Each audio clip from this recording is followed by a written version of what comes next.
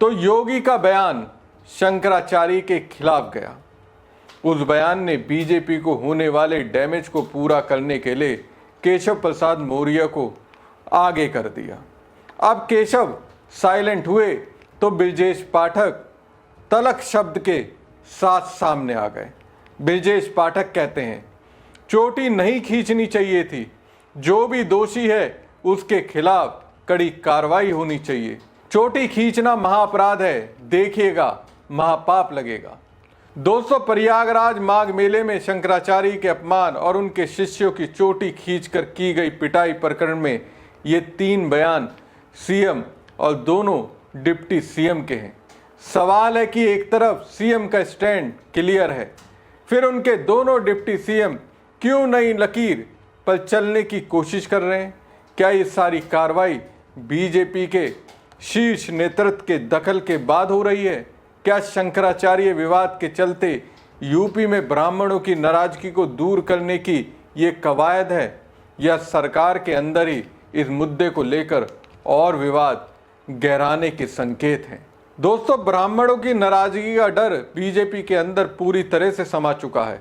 इसे आप इससे समझ सकते हैं, गोरखपुर में पंडित दीनदयाल उपाध्याय प्रशिक्षण अभियान 2026 का आयोजन है।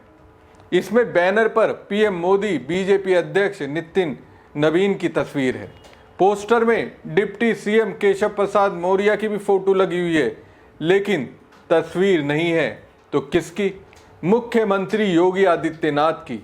जबकि योगी के हाथ में ही यूपी की कमान है, तो पोस्टरों से सीएम योगी का नाम गायब होना शुरू हो गया है।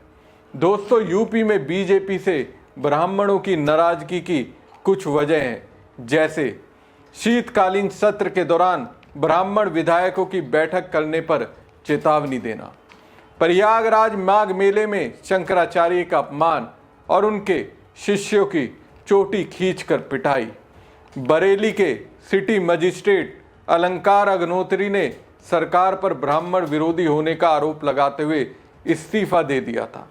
संकल्प पत्र में शामिल बुजुर्ग संतों, पुजारियों और पुरोहितों के समग्र कल्याण की योजनाओं को लागू करने के लिए अब तक विशेष बोर्ड का गठन न करना, परशुराम जयंती पर अवकाश की मांग।